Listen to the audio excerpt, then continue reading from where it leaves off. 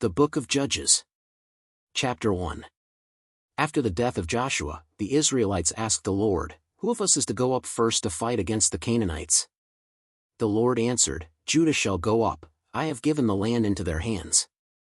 The men of Judah then said to the Simonites their fellow Israelites, "Come up with us into the territory allotted to us, to fight against the Canaanites. We in turn will go with you into yours." So the Simonites went with them. When Judah attacked, the Lord gave the Canaanites and Perizzites into their hands, and they struck down 10,000 men at Bezek. It was there that they found Adoni-Bezek and fought against him, putting to rout the Canaanites and Perizzites. Adoni-Bezek fled, but they chased him and caught him, and cut off his thumbs and big toes. Then Adoni-Bezek said, 70 kings with their thumbs and big toes cut off have picked up scraps under my table. Now God has paid me back for what I did to them. They brought him to Jerusalem, and he died there. The men of Judah attacked Jerusalem also and took it.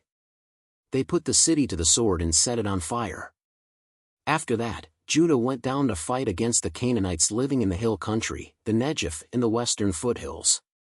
They advanced against the Canaanites living in Hebron, formerly called Kiriath Arba, and defeated Sheshai, Ahiman and Talmai. From there they advanced against the people living in Debir, formerly called Kiriath Sepher. And Caleb said, "I will give my daughter Achsah in marriage to the man who attacks and captures Kiriath Sepher." Othniel son of Kenaz, Caleb's younger brother, took it, so Caleb gave his daughter Achsah to him in marriage. One day when she came to Othniel, she urged him to ask her father for a field. When she got off her donkey, Caleb asked her, "What can I do for you?" She replied, "Do me a special favor. Since you have given me land in the Negev, give me also springs of water." So Caleb gave her the upper and lower springs. The descendants of Moses' father-in-law, the Kenite, went up from the city of palms with the people of Judah to live among the inhabitants of the desert of Judah in the Negev near Arad. Then the men of Judah went with the Simonites their fellow Israelites and attacked the Canaanites living in Zephath, and they totally destroyed the city. Therefore it was called Hormah.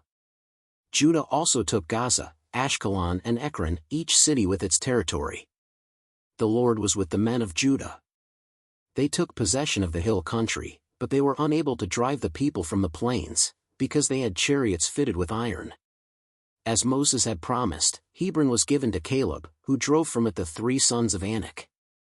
The Benjamites, however, did not drive out the Jebusites, who were living in Jerusalem. To this day the Jebusites live there with the Benjamites. Now the tribes of Joseph attacked Bethel, and the Lord was with them. When they sent men to spy out Bethel, formerly called Luz, the spies saw a man coming out of the city and they said to him, "Show us how to get into the city and we will see that you are treated well." So he showed them, and they put the city to the sword but spared the man and his whole family. He then went to the land of the Hittites, where he built a city and called it Luz, which is its name to this day. But Manasseh did not drive out the people of Beth-shan or Tanakh or Dor or Iblim or Megiddo and their surrounding settlements, for the Canaanites were determined to live in that land. When Israel became strong, they pressed the Canaanites into forced labor but never drove them out completely. Nor did Ephraim drive out the Canaanites living in Gezer, but the Canaanites continued to live there among them. Neither did Zebulun drive out the Canaanites living in Kitron or Nahalal, so these Canaanites lived among them, but Zebulun did subject them to forced labor. Nor did Asher drive out those living in Akko or Sidon or Alab or Akzib or Helbah or Aphek or Rehob. The Asherites lived among the Canaanite inhabitants of the land because they did not drive them out. Neither did Naphtali drive out those living in Beth Shemesh or Beth Anath, but the Naphtalites too lived among the Canaanite inhabitants of the land, and those living in Beth Shemesh and Beth Anath became forced laborers for them. The Amorites confined the Danites to the hill country, not allowing them to come down into the plain. And the Amorites were determined also to hold out in Mount Heres, Aijalon and Shaalbim, but when the power of the tribes of Joseph increased, they too were pressed into forced labor. The boundary of the Amorites was from Scorpion Pass to Selah and beyond. Chapter 2. The angel of the Lord went up from Gilgal to Bochim and said, "I brought you up out of Egypt and led you into the land I swore to give to your ancestors. I said, I will never break my covenant with you, and you shall not make a covenant with the people of this land, but you shall break down their altars. Yet you have disobeyed me. Why have you done this? And I have also said, I will not drive them out before you, they will become traps for you, and their gods will become snares to you. When the angel of the Lord had spoken these things to all the Israelites, the people wept aloud, and they called that place Bochim. There they offered sacrifices to the Lord. After Joshua had dismissed the Israelites, they went to take possession of the land, each to their own inheritance. The people served the Lord throughout the lifetime of Joshua and of the elders who outlived him and who had seen all the great things the Lord had done for Israel. Joshua son of Nun, the servant of the Lord, died at the age of 110. And they buried him in the land of his inheritance, at Timnath-Heres in the hill country of Ephraim, north of Mount Gash. After that whole generation had been gathered to their ancestors, another generation grew up who knew neither the Lord nor what he had done for Israel. Then the Israelites did evil in the eyes of the Lord and served the Baals. They forsook the Lord, the God of their ancestors, who had brought them out of Egypt. They followed and worshipped various gods of the peoples around them. They aroused the Lord's anger because they forsook him and served Baal and the Ashtoreths. In his anger against Israel the Lord gave them into the hands of raiders who plundered them. He sold them into the hands of their enemies all around, whom they were no longer able to resist. Whenever Israel went out to fight, the hand of the Lord was against them to defeat them, just as he had sworn to them. They were in great distress. Then the Lord raised up judges, who saved them out of the hands of these raiders. Yet they would not listen to their judges but prostituted themselves to other gods and worshipped them. They quickly turned from the ways of their ancestors, who had been obedient to the Lord's commands. Whenever the Lord raised up a judge for them, he was with the judge and saved them out of the hands of their enemies as long as the judge lived, for the Lord relented because of their groaning under those who oppressed and afflicted them. But when the judge died, the people returned to ways even more corrupt than those of their ancestors, following other gods and serving and worshipping them. They refused to give up their evil practices and stubborn ways. Therefore the Lord was very angry with Israel and said, Because this nation has violated the covenant I ordained for their ancestors and has not listened to me, I will no longer drive out before them any of the nations Joshua left when he died. I will use them to test Israel and see whether they will keep the way of the Lord and walk in it as their ancestors did. The Lord had allowed those nations to remain, he did not drive them out at once by giving them into the hands of Joshua. Chapter 3. These are the nations the Lord left to test all those Israelites who had not experienced any of the wars in Canaan. He did this only to teach warfare to the descendants of the Israelites who had not had previous battle experience: the 5 rulers of the Philistines, all the Canaanites, the Sidonians, and the Hivites living in the Lebanon mountains from Mount Baal-Hermon to Lebo-Hamath. They were left to test the Israelites to see whether they would obey the Lord's commands, which he had given their ancestors through Moses. The Israelites lived among the Canaanites, Hittites, Amorites, Perizzites, Hivites, and Jebusites. They took their daughters in marriage and gave their own daughters to their sons, and served their gods. The Israelites did evil in the eyes of the Lord, they forgot the Lord their God and served the Baals and the Asherahs. The anger of the Lord burned against Israel so that he sold them into the hands of Cushan-Rishathaim king of Aram-Naharaim, to whom the Israelites were subject for 8 years. But when they cried out to the Lord, he raised up for them a deliverer, Othniel son of Kenaz, Caleb's younger brother, who saved them. The Spirit of the Lord came on him, so that he became Israel's judge and went to war. The Lord gave Cushan-Rishathaim king of Aram into the hands of Othniel, who overpowered him. So the land had peace for 40 years, until Othniel son of Kenaz died. Again the Israelites did evil in the eyes of the Lord, and because they did this evil the Lord gave Eglon king of Moab power over Israel. Getting the Ammonites and Amalekites to join him, Eglon came and attacked Israel, and they took possession of the city of palms. The Israelites were subject to Eglon king of Moab for 18 years. Again the Israelites cried out to the Lord, and he gave them a deliverer, Ehud, a left-handed man, the son of Gera the Benjamite. The Israelites sent him with tribute to Eglon king of Moab. Now Ehud had made a double-edged sword about a cubit long, which he strapped to his right thigh under his clothing. He presented the tribute to Eglon king of Moab, who was a very fat man. After Ehud had presented the tribute, he sent on their way those who had carried it. But on reaching the stone images near Gilgal he himself went back to Eglon and said, "Your Majesty, I have a secret message for you." The king said to his attendants, "Leave us." And they all left. Ehud then approached him while he was sitting alone in the upper room of his palace and said, "I have a message from God for you." As the king rose from his seat, Ehud reached with his left hand, drew the sword from his right thigh and plunged it into the king's belly. Even the handle sank in after the blade, and his bowels discharged. Ehud did not pull the sword out, and the fat closed in over it. Then Ehud went out to the porch, he shut the doors of the upper room behind him and locked them.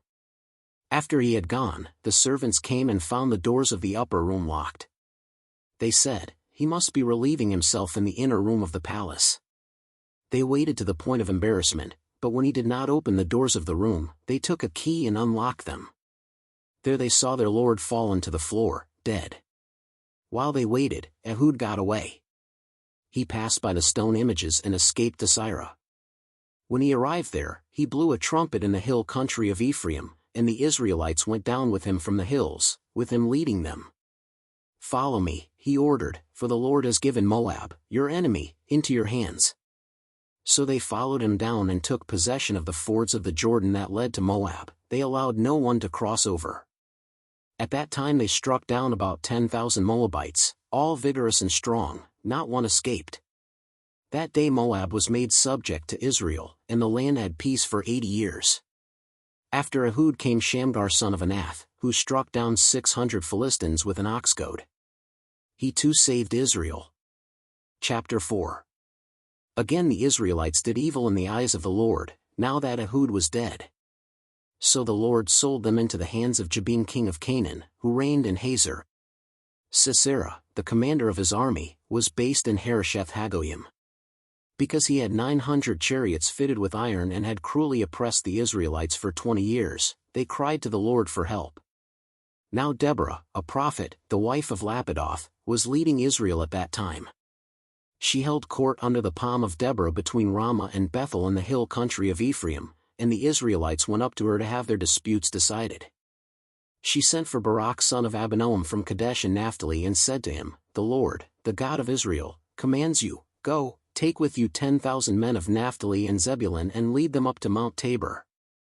I will lead Sisera, the commander of Jabin's army, with his chariots and his troops to the Kishon River and give him into your hands." Barak said to her, "If you go with me, I will go, but if you don't go with me, I won't go." "Certainly I will go with you," said Deborah. "But because of the course you are taking, the honor will not be yours, for the Lord will deliver Sisera into the hands of a woman." So Deborah went with Barak to Kadesh.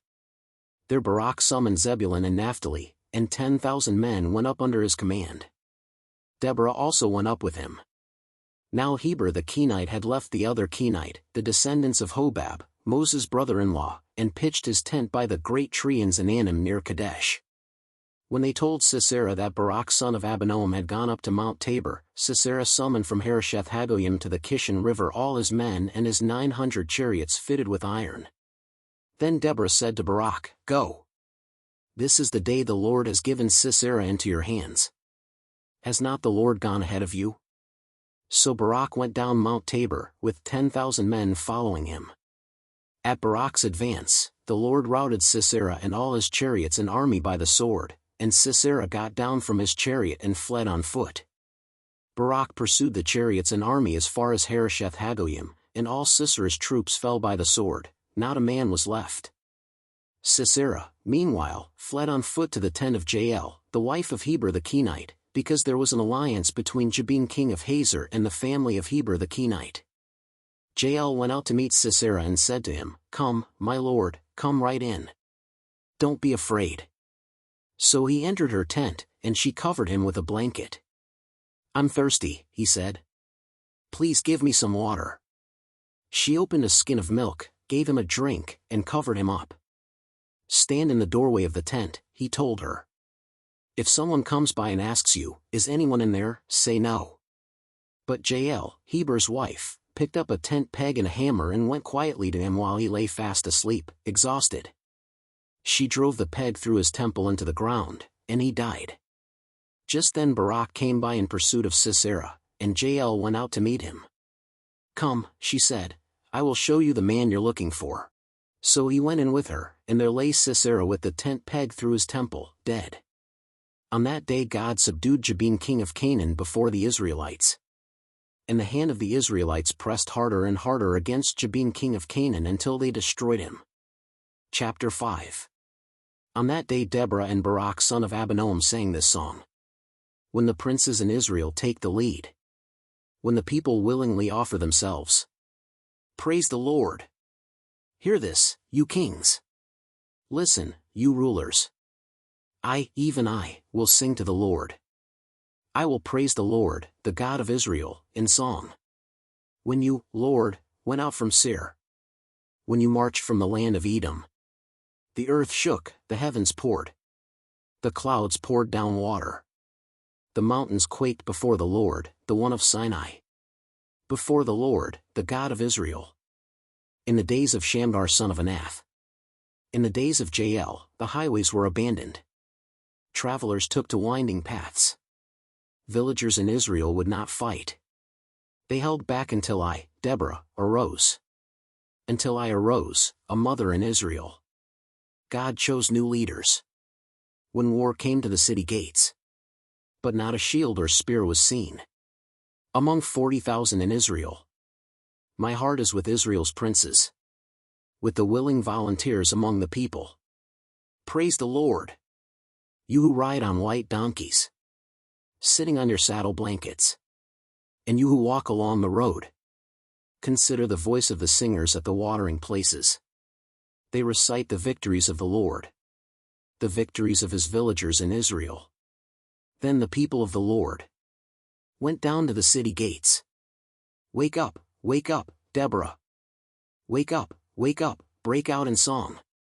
Arise, Barak. Take captive your captives, son of Abinoam. The remnant of the nobles came down. The people of the Lord came down to me against the mighty. Some came from Ephraim, whose roots were in Amalek. Benjamin was with the people who followed you. From Machir captains came down. From Zebulun those who bear a commander's staff. The princes of Issachar were with Deborah. Yes, Issachar was with Barak. Sent under his command into the valley. In the districts of Reuben. There was much searching of heart. Why did you stay among the sheep pens? To hear the whistling for the flocks. In the districts of Reuben. There was much searching of heart. Gilead stayed beyond the Jordan. And Dan, why did he linger by the ships? Asher remained on the coast. And stayed in his coves. The people of Zebulun risked their very lives. So did Naphtali on the terraced fields. Kings came, they fought. The kings of Canaan fought. At Tanakh, by the waters of Megiddo. They took no plunder of silver. From the heavens the stars fought. From their courses they fought against Sisera. The river Kishon swept them away. The age-old river, the river Kishon. March on, my soul, be strong. Then thunder the horses' hooves. Galloping, galloping go as mighty steeds. Curse Meros, said the angel of the Lord. Curse its people bitterly. Because they did not come to help the Lord. To help the Lord against the mighty. Most blessed of women be Jael. The wife of Heber the Kenite. Most blessed of tent-dwelling women. He asked for water, and she gave him milk. In a bowl fit for nobles she brought him curdled milk. Her hand reached for the tent peg. Her right hand for the workman's hammer. She struck Sisera, she crushed his head. She shattered and pierced his temple. At her feet he sank. He fell, there he lay.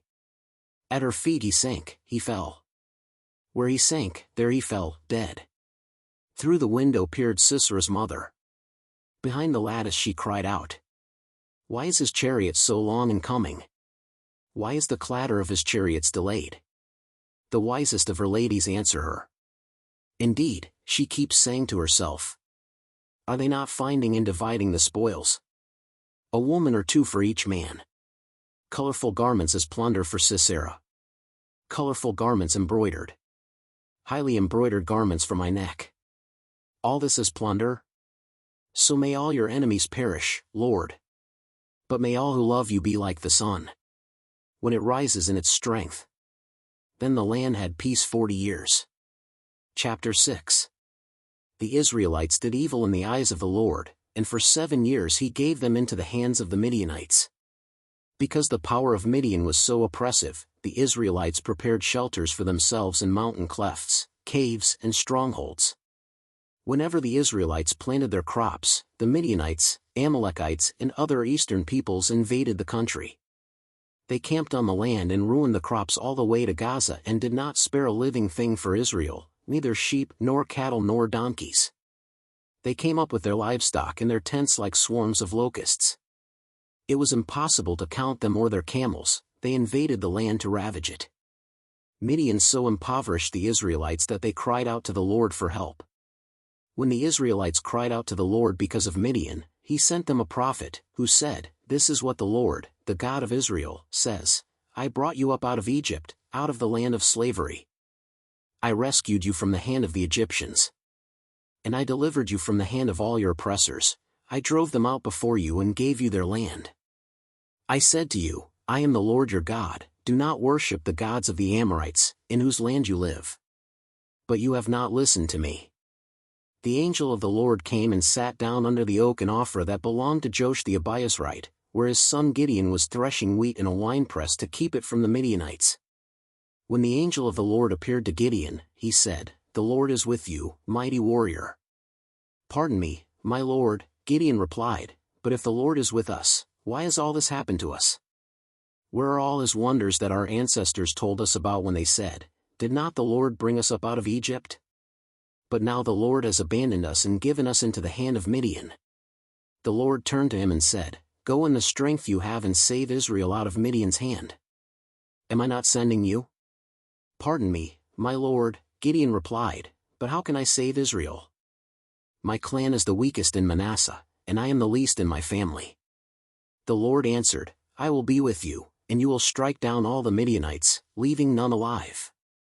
Gideon replied, "If now I have found favor in your eyes, give me a sign that it is really you talking to me. Please do not go away until I come back and bring my offering and set it before you." And the Lord said, "I will wait until you return."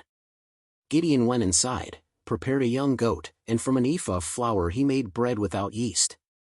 Putting the meat in a basket and its broth in a pot, he brought them out and offered them to him under the oak. The angel of God said to him, "Take the meat and the unleavened bread, place them on this rock, and pour out the broth." And Gideon did so. Then the angel of the Lord touched the meat and the unleavened bread with the tip of the staff that was in his hand. Fire flared from the rock, consuming the meat and the bread. And the angel of the Lord disappeared. When Gideon realized that it was the angel of the Lord, he exclaimed, "Alas, sovereign Lord! I have seen the angel of the Lord face to face." But the Lord said to him, "Peace. Do not be afraid. You are not going to die." So Gideon built an altar to the Lord there and called it "The Lord is Peace." To this day it stands in Ophrah of the Abiezrites. That same night the Lord said to him, "Take the second bull from your father's herd, the one 7 years old. Tear down your father's altar to Baal and cut down the Asherah pole beside it.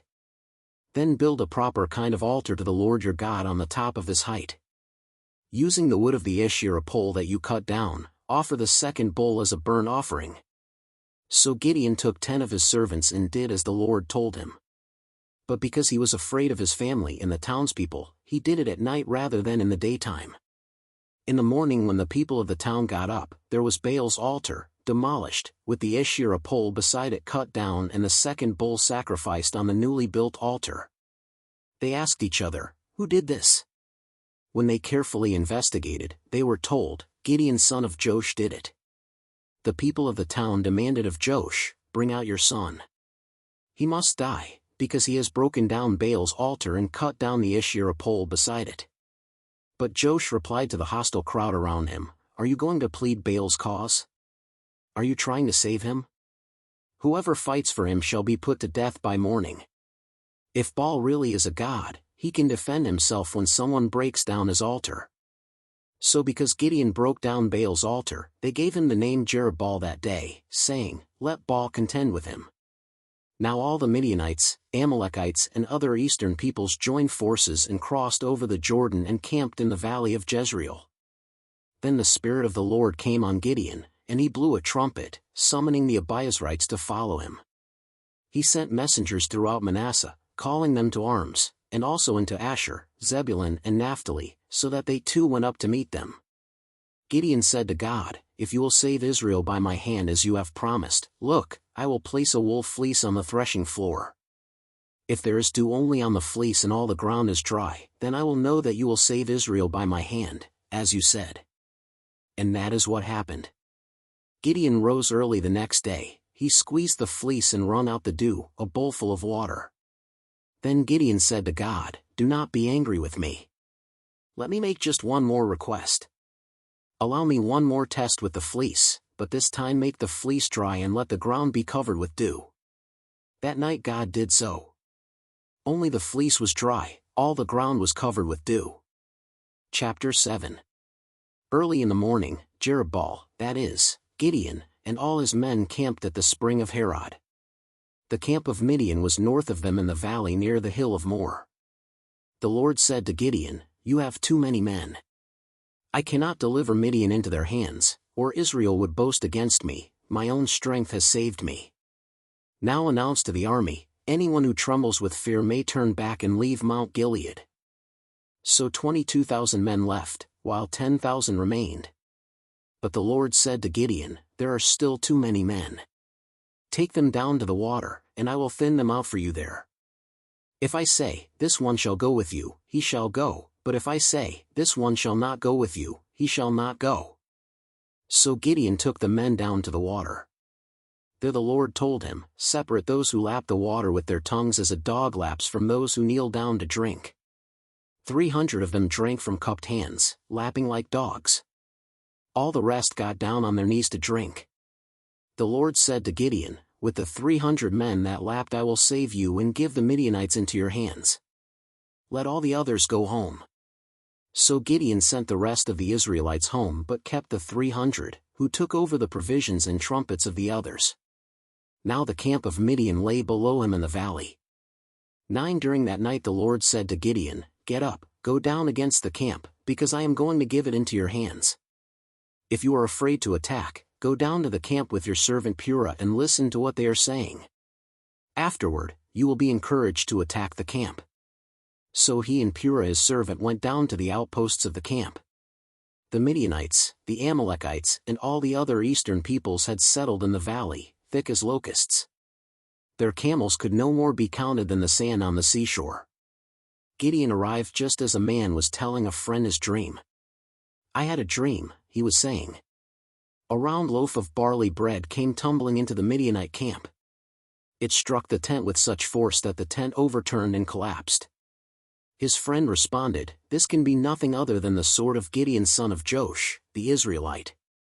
God has given the Midianites and the whole camp into his hands." When Gideon heard the dream and its interpretation, he bowed down and worshipped. He returned to the camp of Israel and called out, "Get up. The Lord has given the Midianite camp into your hands." Dividing the 300 men into 3 companies, he placed trumpets and empty jars in the hands of all of them, with torches inside. "Watch me," he told them. "Follow my lead. When I get to the edge of the camp, do exactly as I do. When I and all who are with me blow our trumpets, then from all around the camp blow yours and shout, 'For the Lord and for Gideon.'" Gideon and the 100 men with him reached the edge of the camp at the beginning of the middle watch, just after they had changed the guard. They blew their trumpets and broke the jars that were in their hands. The 3 companies blew the trumpets and smashed the jars. Grasping the torches in their left hands and holding in their right hands the trumpets they were to blow, they shouted, "A sword for the Lord and for Gideon." While each man held his position around the camp, all the Midianites ran, crying out as they fled. When the 300 trumpets sounded, the Lord caused the men throughout the camp to turn on each other with their swords. The army fled to Beth Shittah toward Zererah as far as the border of Abel-Meholah near Tabbath. Israelites from Naphtali, Asher and all Manasseh were called out, and they pursued the Midianites. Gideon sent messengers throughout the hill country of Ephraim, saying, Come down against the Midianites and seize the waters of the Jordan ahead of them as far as Beth-barah. So all the men of Ephraim were called out and they seized the waters of the Jordan as far as Beth-barah. They also captured 2 of the Midianite leaders, Oreb and Zeb. They killed Oreb at the rock of Oreb, and Zeb at the winepress of Zeb. They pursued the Midianites and brought the heads of Oreb and Zeb to Gideon, who was by the Jordan. Chapter 8. Now the Ephraimites asked Gideon, "Why have you treated us like this? Why didn't you call us when you went to fight Midian?" And they challenged him vigorously. But he answered them, "What have I accomplished compared to you? Aren't the gleanings of Ephraim's grapes better than the full grape harvest of Abiezer? God gave Oreb and Zeb, the Midianite leaders, into your hands. What was I able to do compared to you?" At this, their resentment against him subsided. Gideon and his 300 men, exhausted yet keeping up the pursuit, came to the Jordan and crossed it. He said to the men of Sukkos, "Give my troops some bread, they are worn out, and I am still pursuing Zebah and Zalmunna, the kings of Midian."